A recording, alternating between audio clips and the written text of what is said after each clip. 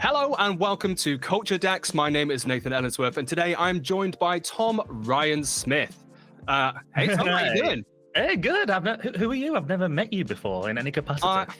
I know. I'm a new addition to the What Culture team, and I am heading up CultureDex, which, as you were seeing this, you may have realized is our new channel, which is very exciting.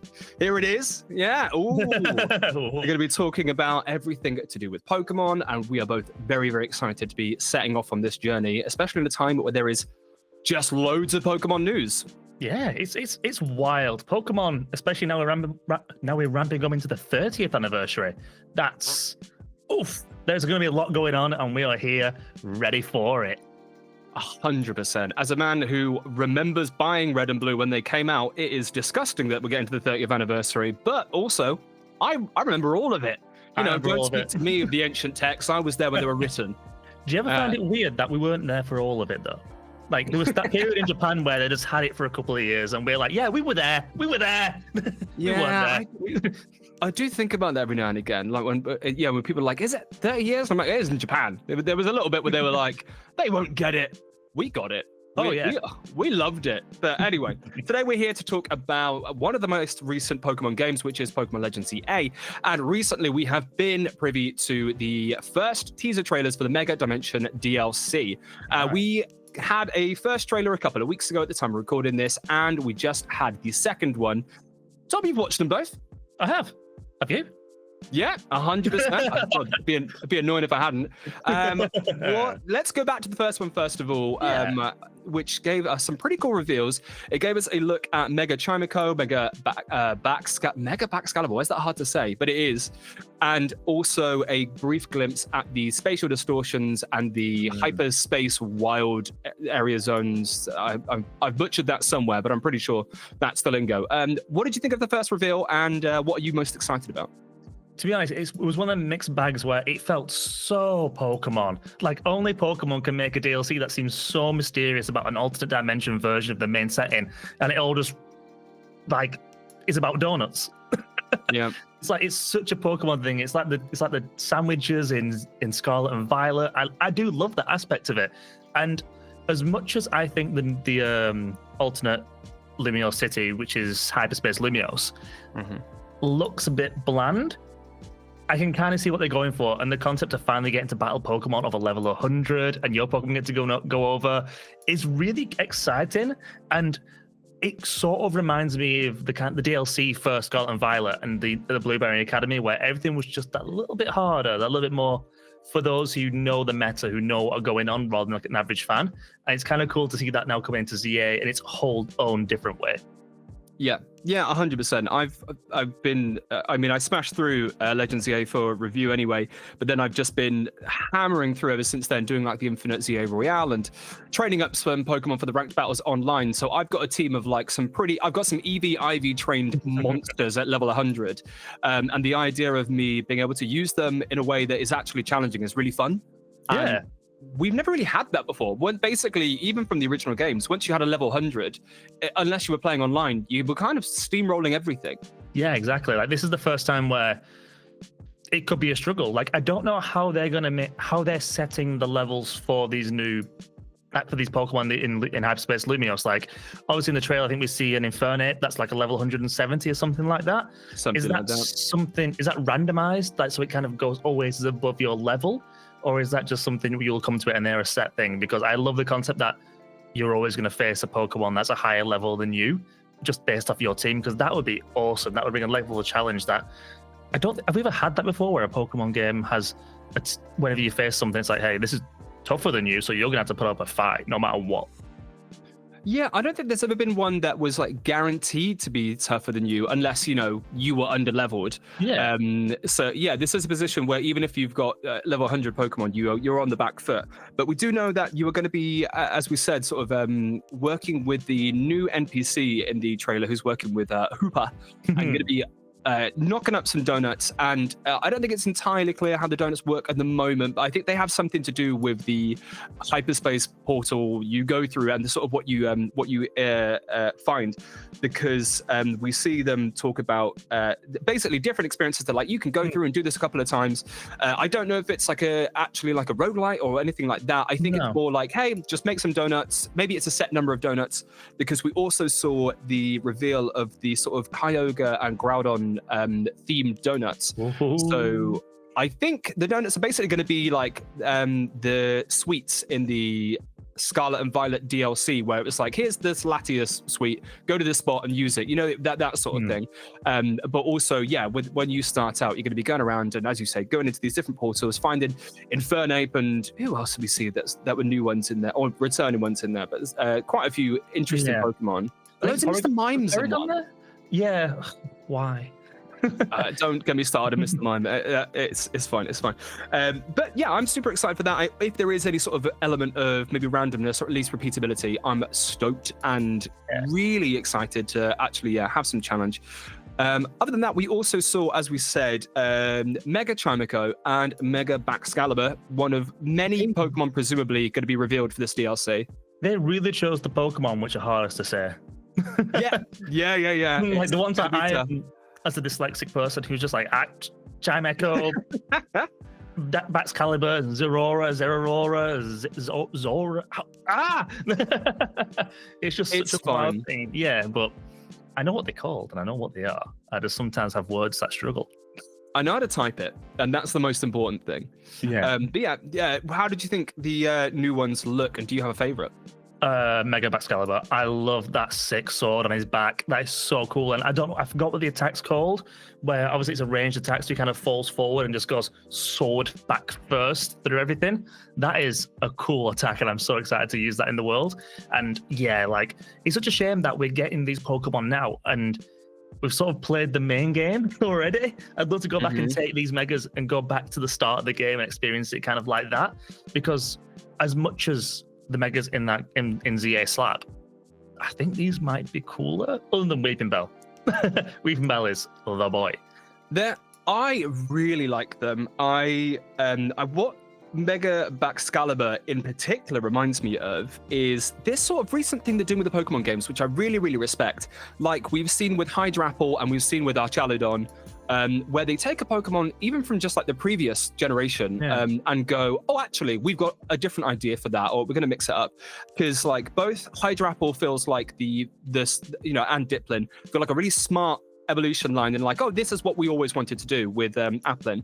And then Archaludon feels mad now that for a while we just had Duraludon. I know it obviously has this skyscraper Gigantamax form, but it feels so clever for them to be like, oh, actually, here is what it always was meant to be. Like Mega Excalibur looks like it should have been the final evolution. Like, yeah, it's named after Excalibur, and now I'm like, well, hang on, why didn't it look more like a sword before? What are we doing? Yeah, I mean, I think I kind of thought about that Mega Zeraora as well. Zeraora. I still can't say it. It's never going to happen. Doesn't matter. Happen. It's just one of those words that just fumbles through your mouth like crumbs.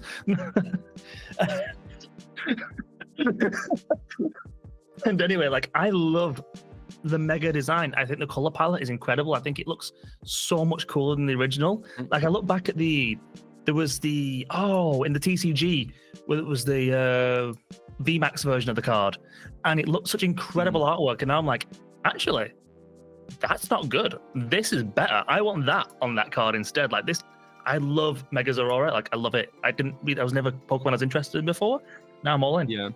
Yeah, it's definitely one of my least favorite. Is it a mythical? I'm pretty sure it is. It's one of my least favorite. I think it's one of the least memorable, and I don't mean that in any disparaging way. It's fine, but it feels like in the camp of not quite the same as Lucario, but it's a little bit too bipedal for my liking. It feels. I hate the term, or looks like a Digimon. That's one of the ones I do think looks a little bit like a Digimon, which I feel bad about saying, but to me it does. And I like it when, Pokemon actually leans into Pokemon-ness and accentuates either animal features or doing something weird. And yeah, I like Mega Zeraora. I'd be interested to see what the shiny looks like if we ever get that as well. Oh, That's a really good point. Do you reckon it'll just like normal Zeraora, but with its current design? Well, they've done this with a couple of the shinies for the new Megas. Like Mega Skarmory has this gold color, and if you get shiny Mega Skarmory, it goes back to the original Skarmory color. Yeah. So yeah.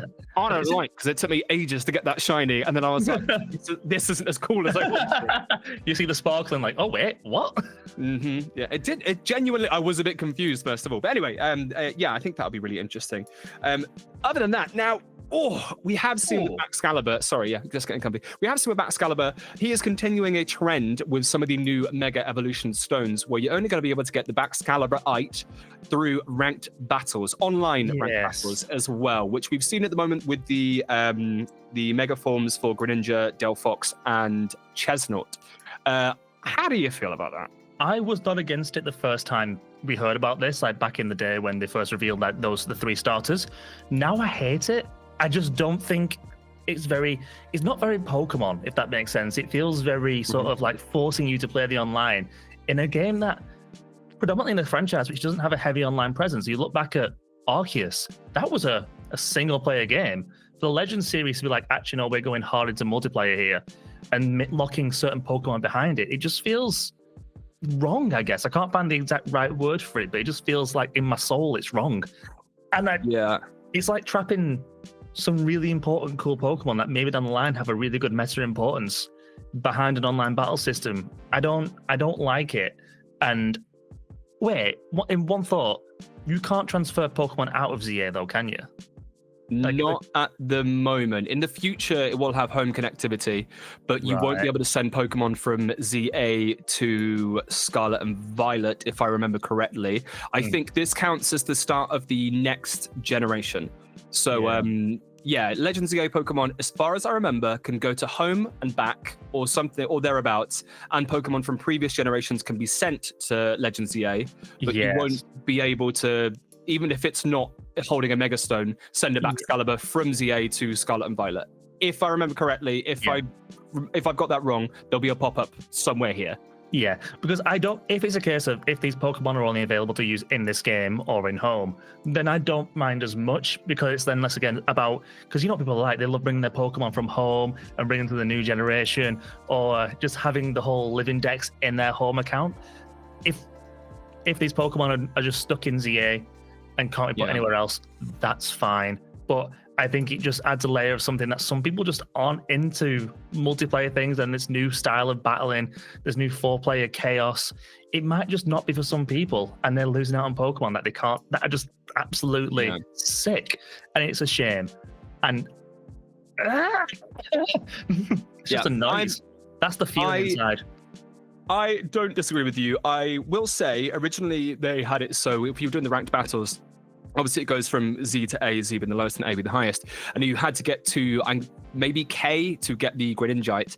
And when it came to the next season with the Delphoxite, they adjusted that so you didn't have to work quite so hard. And also, you got the Delphoxite, and if you hadn't previously got it, you got the Greninjite almost immediately, like at grade Y. Okay, that's not too bad. So I assume that they'll be doing exactly the same with the Chesnaught-ite, where they'll be like, cool, you can get this with the highest tier, but then all the previous ones. I would imagine that that's going to continue. My only gripe with this, and it's one of these damned if you do, damned if you don't things, because what we know is that when a Pokemon game comes out, if there is a mythical tucked away or something that is like a nice surprise or something they want to announce down the line or whatever, it's not going to happen, because these people go crazy and check out every single line of code and whatever.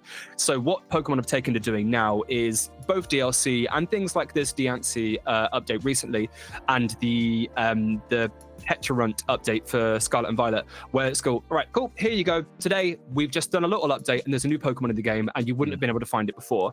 That's wonderful. That is good. What worries me is someone buying the game 2-3 years from now, when it's probably going to be around the same price it is now, and all of those online services have ended and you can't access them. You know, if you buy a copy of Scarlet and Violet now and you want to get Walking Wake or Iron Leaves, good luck. Like, how...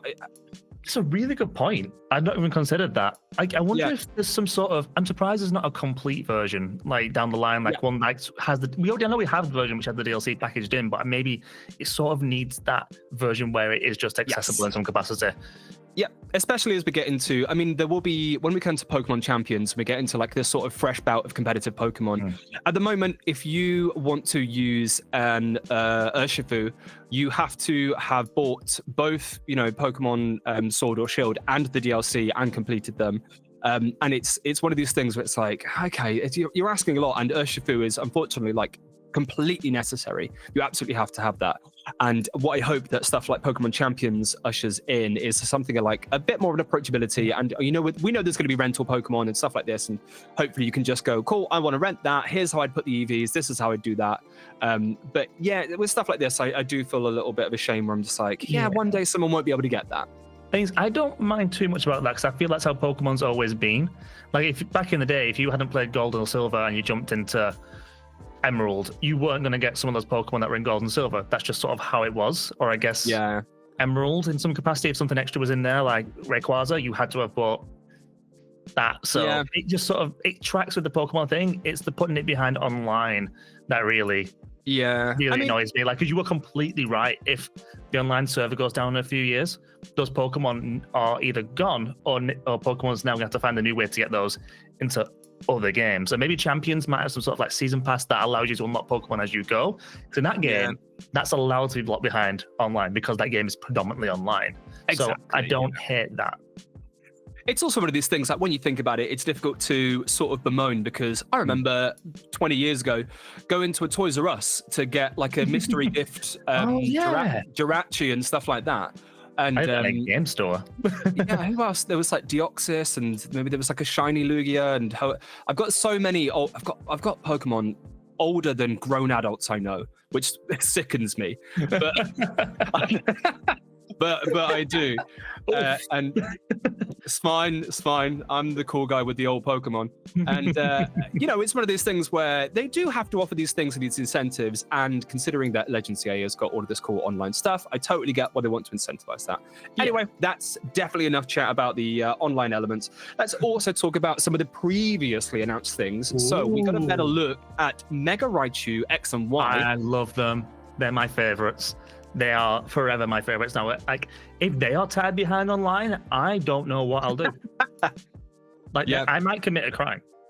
I don't think they will be. I think Pikachu's too important. I think if anything, there'll be quite a big part of the DLC, and people will moan about that.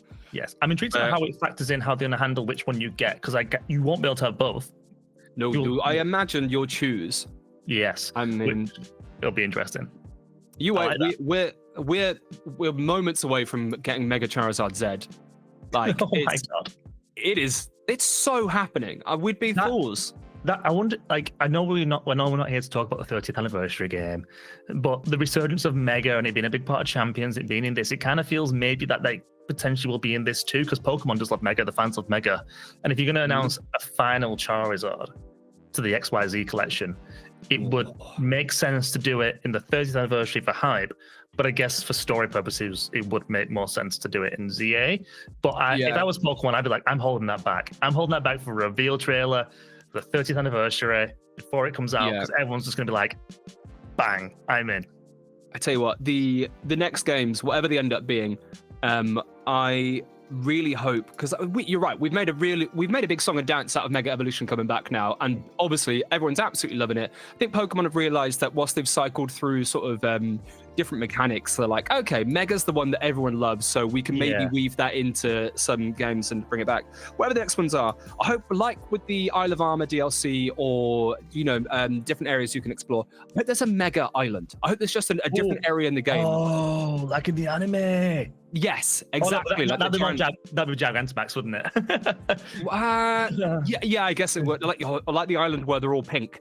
That makes me so happy. But I hope maybe that there's like a specific place. Maybe it's separate from the main story and that's got its own mechanic. But post game or something, they're like, oh, we've heard reports of Pokemon rampaging Mega Evolution on this island. We need you to go check it out. And someone gives you a ferry ticket and you go to somewhere you haven't been before. Don't sow seeds of hope. I mean, we don't know what's going to be in those games and how good it might be, but something like that I would really love, especially because it'd be super cool. If the next games are a bit more open, or they'll obviously be more open than the Legends Z-A, but it'd be cool to see some of these mega Pokemon get given like a different way to interact with the environments and stuff like that. Because I love Z-A, but not huge on the wild zones or the quite empty rogue mega evolution sort of arena. So like Z-A has a lot going for it and a lot of fun there, but it still hasn't topped Arceus for me. And I know for a lot of people it did. I know for our close personal friend Jordan Midler, I think he preferred Z-A to Arceus.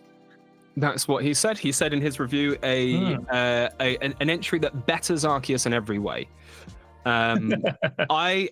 I think it betters Arceus in a lot of ways, but I think you're absolutely right. You cannot argue with vibes, and Arceus has impeccable vibes. It does. And Legends Z-A has got good vibes, but not the impeccable vibes of man. Oh man, I'm just thinking about Arceus. Where is that Switch 2 upgrade? I know it's because they're selling us a new one, but I'd do both. Do you remember the start of this conversation where we were talking about the Z-A DLC? Yes, I'm so sorry. We've just gone off track. Thank you. This is why I need you here. You're a pro. No. I think it's the What Culture Gaming way. Like that, you've come into the fold. We tangents are a huge part of the brand. Like when you meet Scott Tailford, that man can go on a tangent. Okay. I mean, I would try and keep it down the line. But so we know that we're going to get one more sort of announcement before the actual DLC drops on December 5th, 2nd, something like that. Start of December. But I've got a lot going on, mate. That's okay. But anyway, when they announced the first trailer, they also said look forward to 2 more announcements. And today we got that with Mega Zeraora. So we've got 1 more before the DLC drops. Obviously, we're getting another Mega. Yes. Maybe 2. Ooh. Don't make me predict. I don't know. It's okay, but maybe don't predict. If you could choose 2 Pokemon to get a Mega Evolution. So I have one for you, and I think there's a really cool opportunity for it, especially if it has like the what they call the rogue ones, where it's like they're huge. Suduwoodo. Oh, like just turn into a huge like Californian redwoods tree or something like that. That would be so cool. I don't know how it would work. It could be kind of like the tree from. Have you seen Polteageist? Yes, I love that. That's Trevenant vibes, I guess, too. Like Trevenant would be a nice one to get a Mega as well. Yeah, but not 100%. I love Suduwoodo, and I think that's actually a really good pick. I'll give you one of mine. I'll give you time to think about another one. So I'm a huge fan of Sinistea and Polteageist. So what I would love to see is a Mega Polteageist. That's just basically a massive haunted cafetiere. like one of those like big French press things, but it's massive and it's got like his little face coming out. It would be so funny. And they've already done like the matcha one. I want them to commit to like the hot drink vibe. I want that so bad. I've got one. Go on. Skeledirge. That's a good one. I'd love to see the Paldean starters get Megas. Yeah, I think so. Like, as much as I'm not a huge fan of Fuecoco's line evolution, Fuecoco is like, he gives Totodile energy, and I love that. But I think Skeledirge sort of lets it down a bit, but giving that a Mega version, that sort of like just pumps it up a bit more, gives it more gravitas, maybe like raises it up backwards more so it can kind of stand and feel like it's actually in opposition to some of the biggest Pokemon that are out there. I think that would really kick some ass. I think that would really just kick butt. Yep, I'm very up for that, and I would definitely like to see. I know the community is going to back me up. I've got one I'll mention very briefly. Mega Goodra. I'd love that, especially because Goodra is like quite prominently in Z-A, and I keep looking at it like, well, don't put him there if you're not going to Mega him. Like, come on. But also, I'm a huge Flygon fan, always have been, and I'd love to see a Mega Flygon that is actually Bug Dragon, because that's one of the type combinations we've never got. Flygon seems like one of those Pokemon that's like ripe to be picked for it. Like it's like it's right there. or give it a regional or something. It's one of those ones that just has not been picked up since it was revealed, which is weird because it is one of those ones that like the community really loves and talks about quite a lot. But I guess, Pokemon, they measure these things with all sorts of things. They make decisions that no one knows how they are done, but somehow they always work. I mean, why has, of all Pokemon, Meowth got the most forms? Like, and I love Meowth, but like, no Pokemon has got more forms than Meowth. The thing is, people love Meowth. Like, as much as Pikachu isn't Charizard, he's probably up there with the top ones just because of the anime. I'd say he's top 5 in iconic Pokemon, but it is just funny. Yeah. Thing is, it's weird. Like, there's Persians there as well. Oh, don't even start me on Alolan Persian. That's another list. Worst Pokemon. Alolan Persian is bottom of the list. Those horrible little elemental monkeys that I'm having to see in ZA. I don't care who likes them. The whole what are they called? The Simipour, and I can't even remember their names. No, they gave full like Monkey Dory and Thingy vibes, like just those three. I thought in ZA I guess there would have been 3 mega slots. So probably good that they didn't get mega slots or Furfrou. And I thought more Kalos Pokemon were going to get mega forms. But maybe we'll see some more in a bit. Yeah, there's plenty of sense that it's fair because they know a lot of people who are coming into this game may not have played X and Y, so they've got to give them something just to recognize and enjoy as well on the ride. Yeah, that's true. Right, well, I think that pretty much wraps it up, unless you've got anything else you want to say about the DLC announcement so far. Not really, no. I just have one thing to say, and it's lovely to be on CultureDex with you. Like, we're here with the boys.